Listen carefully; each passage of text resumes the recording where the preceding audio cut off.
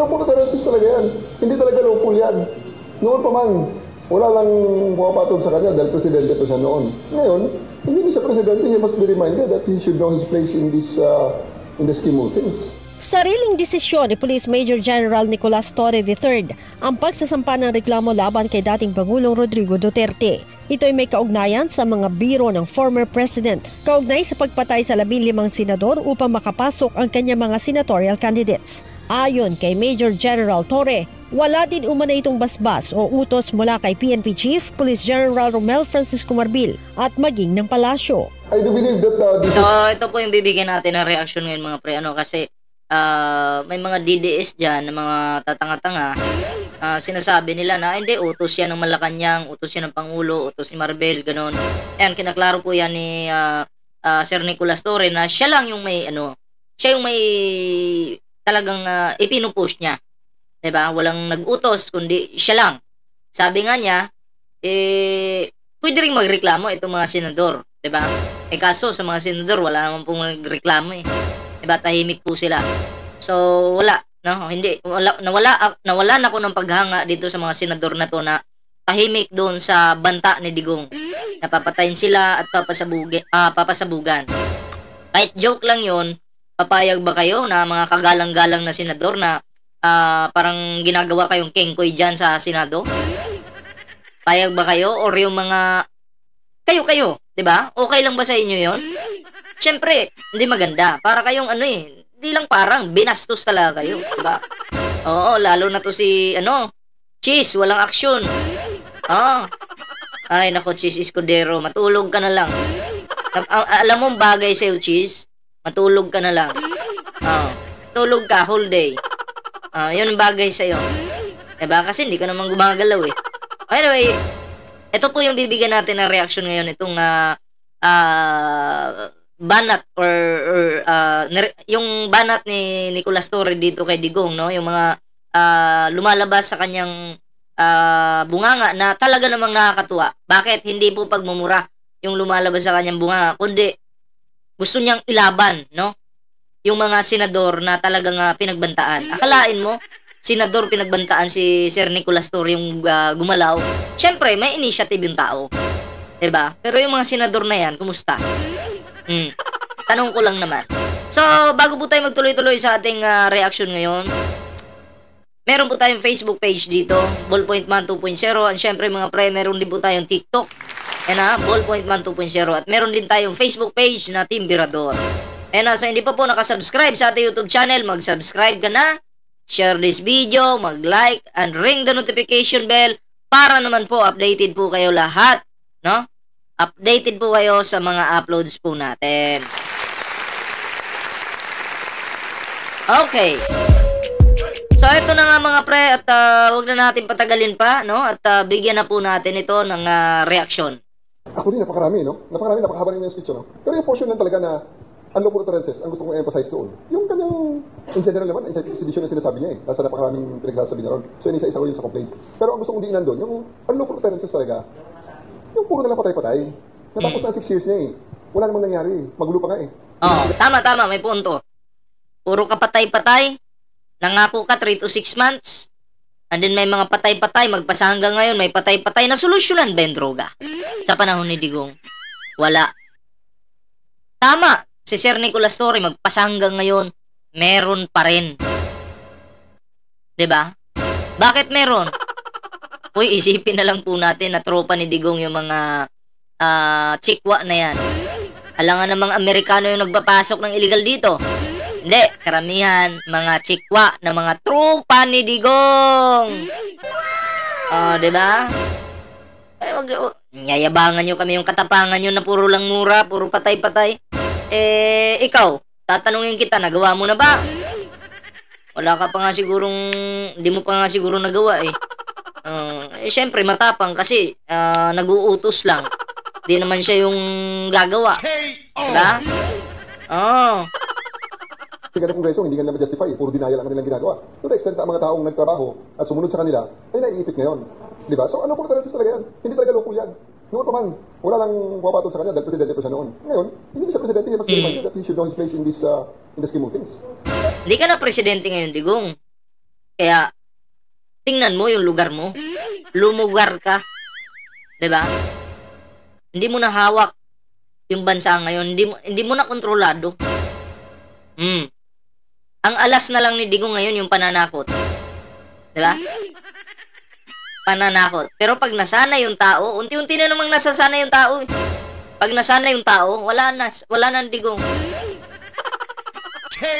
Kawawa. Bakit? Susuplakin na siya ng susuplakin eh. Di na paniniwalaan eh. Di ba? Sabi na nga, so yung daw pagpakilos mo ay may basbas ng kabuuan ng PNP o sa lipas siya ng CIDG naman sa kabuuan? I do believe that this is within the mandate of CIDG. Thus, I made a decision, but I informed our chief PNP. I informed the higher-ups of this action. I made an official report. Ano sabi ni Chief PNP? Okay naman. Wala pa namang caution sa akin na sinabi tumigil ako. Good job pa nga yung sinabi niya. Support ng NBI kasi sabi nila minsan, according to NBI report siya, political propaganda lang. But sa part ng CIDG, ano yung difference? Bakit hindi ito na-consider as propaganda and serious kill joke na galing? Professional courtesy na lang on my part. Ayoko nang i-komentuhan kung ano yung opinion ng NBI dyan. They can make their own opinion, they can make their own conclusion. Pare-pareho naman ang footing namin pagdating sa filing ng cases. Sir, gusto ko friend, meron bang kandidat sa eleksyon o senador na humingi ng tulong sa CIDG? Sa ngayon kasi ang mga kasong ipinail ko, ang final ng CIDG sa DOJ ay hindi na nangailangan ng private complainant.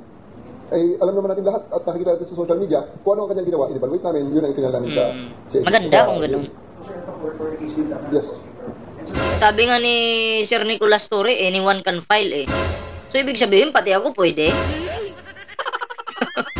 Diba? Yung na-reaction natin kahapon, no? Yun naman yung sinabi. Kahit ngayong mga senador, dapat, diba, magreklamo din sila. Hindi yung tatahimik-tahimik lang. Kasi, natural, diba? May karapatan din sila. Bakit walang magsasalita pa patungkol dyan? Takot ba? May kinatatakutan ba? Kahit dun sa mga words na pinawag ng dati sa gobyerno, ibang evidence na mapapigil sa kapatid sa sabi. Kasi sabihin nung pinapakita natin makita daw yung mensahe.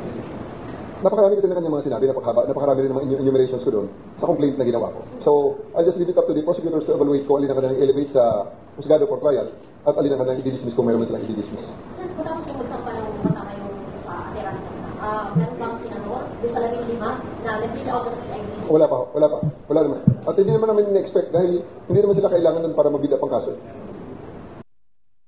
Wait lang, may ads lang. Okay.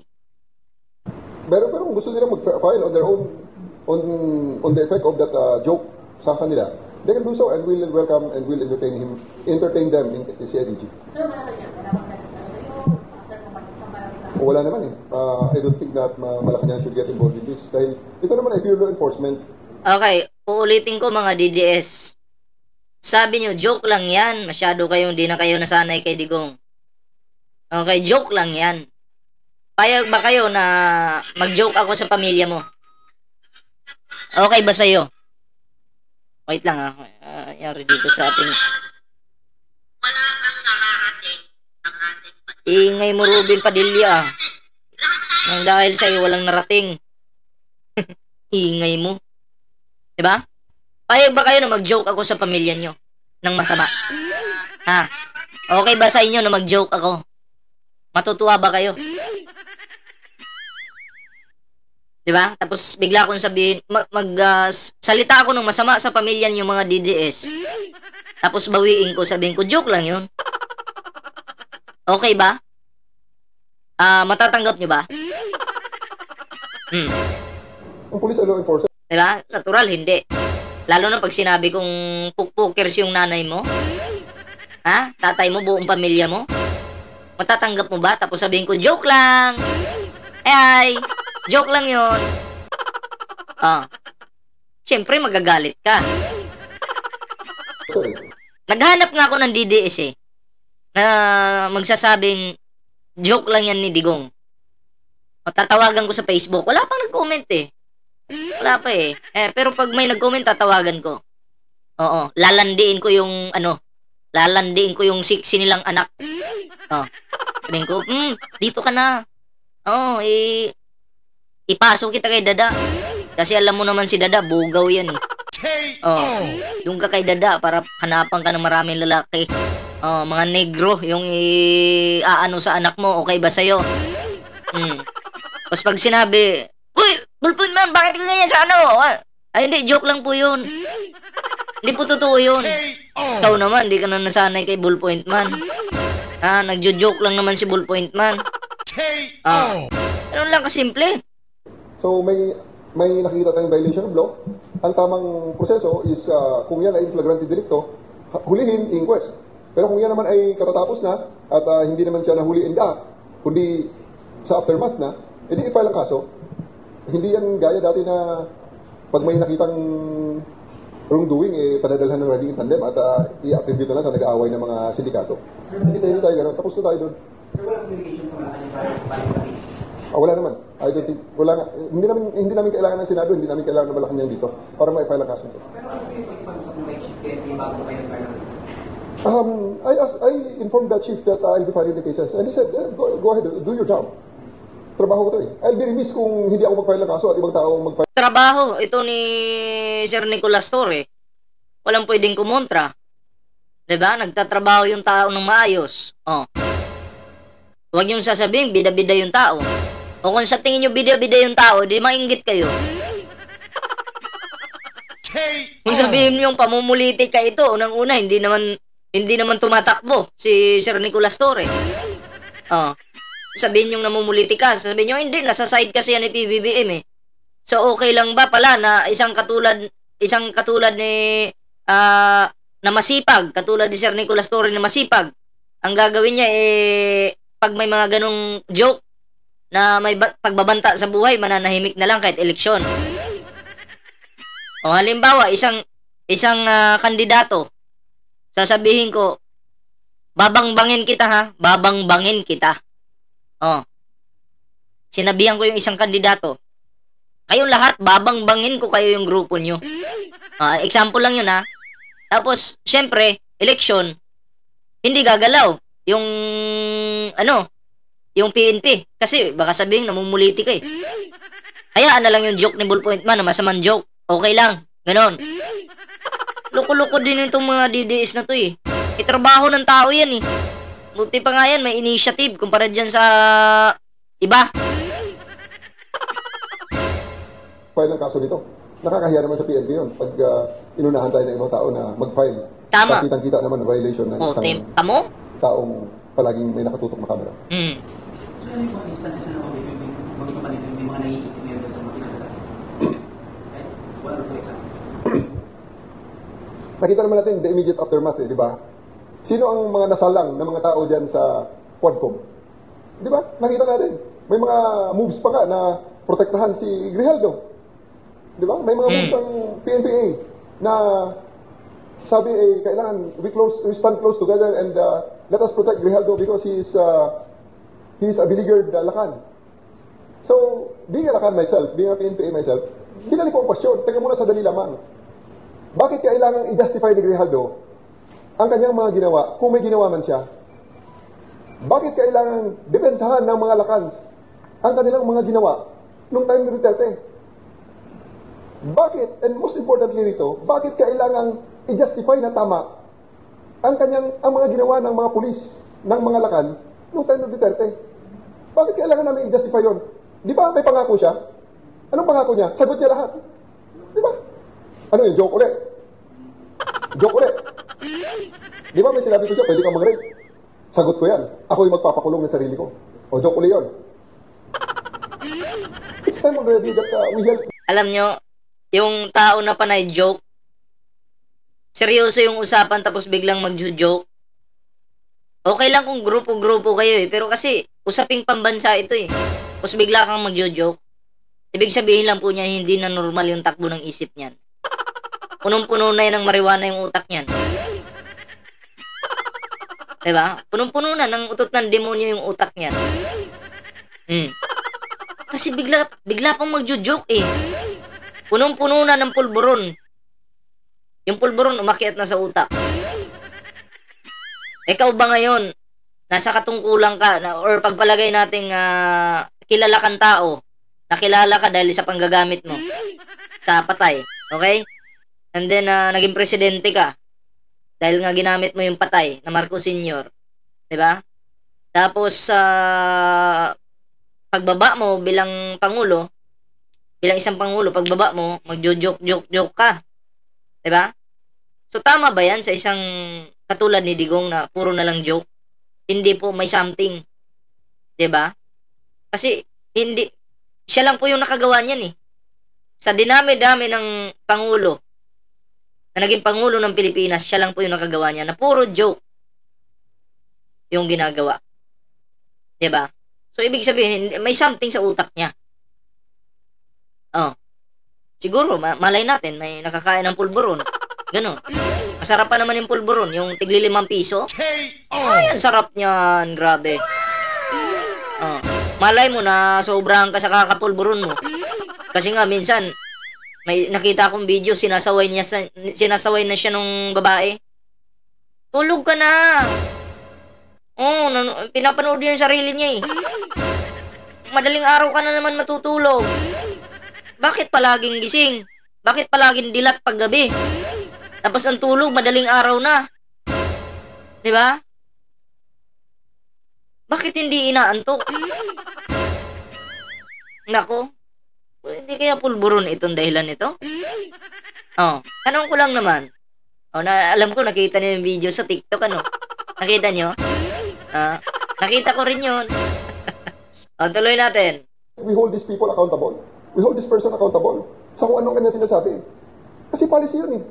Hindi naman yun, it's not a joking matter. O ngayon, naiipit ngayon ng mga tao. They are left to fend for themselves. Bahala na pumatay. I don't care about human rights. I care about human lives. Ay, namatay si Kian de los Santos, na-convict ang mga pulis. O nasan ngayon ang pangako na siya ang bahala? Napako. Namatay si Kian de los Santos. Yung sabi ni Digong, akong bahala. Na-convict yung mga kapulisan. Naging kawawa yung mga pulis. Asan yung tulong ni Digong?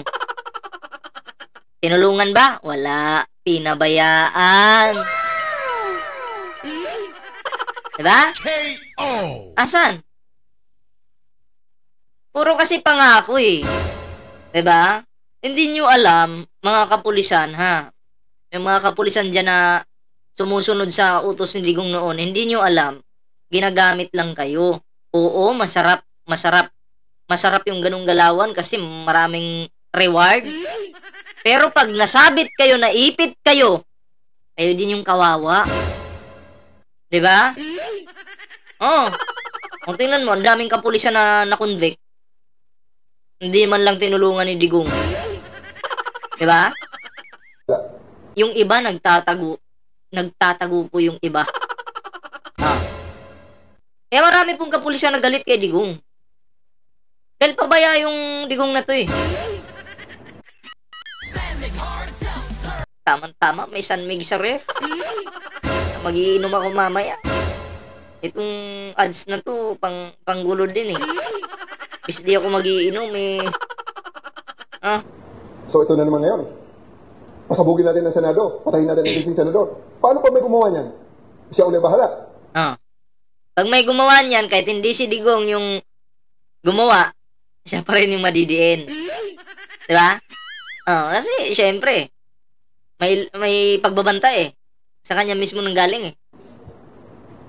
Mag-iisip na lang tayo at susolving na lang natin on the part of the police. Hindi naman pwede yan. Bagong Pilipinas na eh. Tama, bagong Pilipinas na. Pag sinabing bagong Pilipinas na, PBBM administration. Hindi po Dutae administration.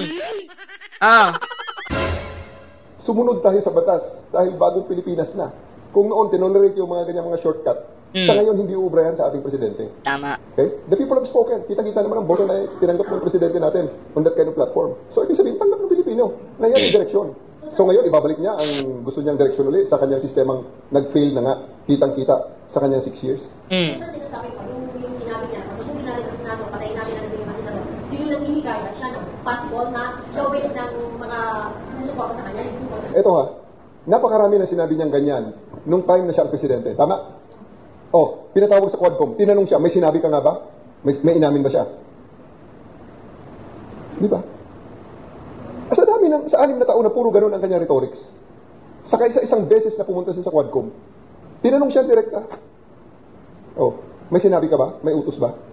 At ang kanyang mga supporters, tinanong, may utos ba? May inamin ba sila? May reward system ba? May inamin ba sila? O di lahat ng mga sinabi nila is joke na lang yon. Actually, ng mga nakaraang video nila, Digong, ni Bato, ni Bongo, nung panahon ni Digong, may reward system na talagang lumabas sa kanilang mga ambush interview. Meron. Na-mention nila yan. Pero nung mga hearing na, bigla silang deny.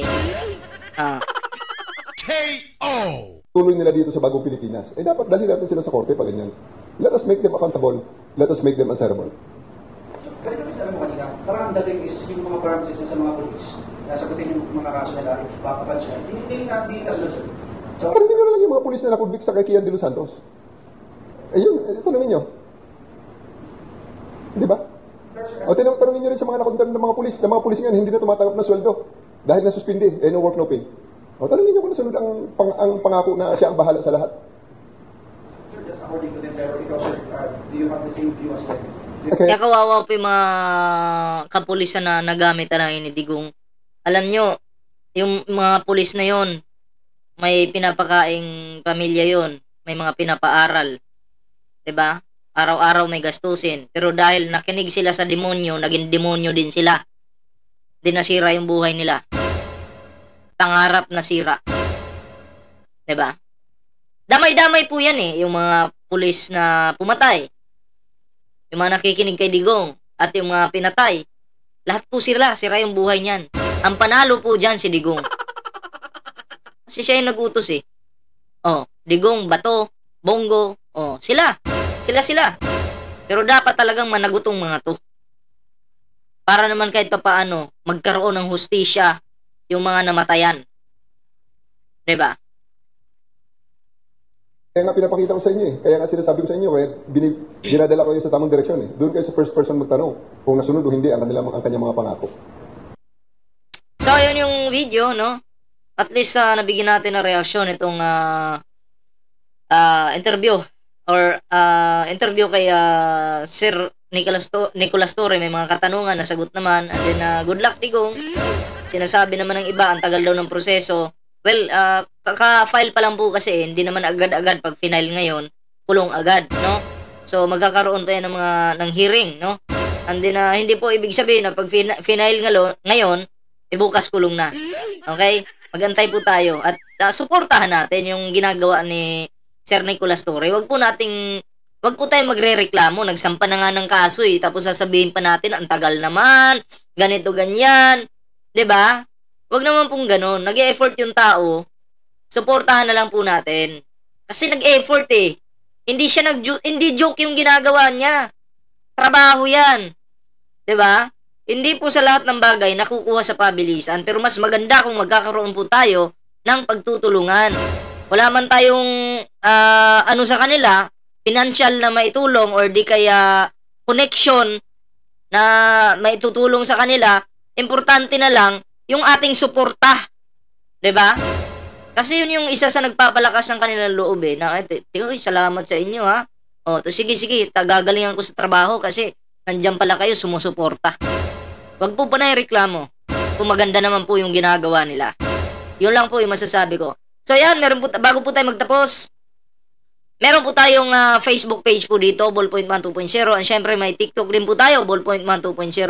And syempre, meron pa tayong Facebook page na Team Birador. Ayan mga pre, so hindi pa nakasubscribe sa ating YouTube channel, huwag kalimutang mag-like, share, and subscribe. And also ring the notification bell para naman po maging updated kayo sa lahat ng mga uploads natin. So yun lang, kita-kits po tayo sa susunod na video.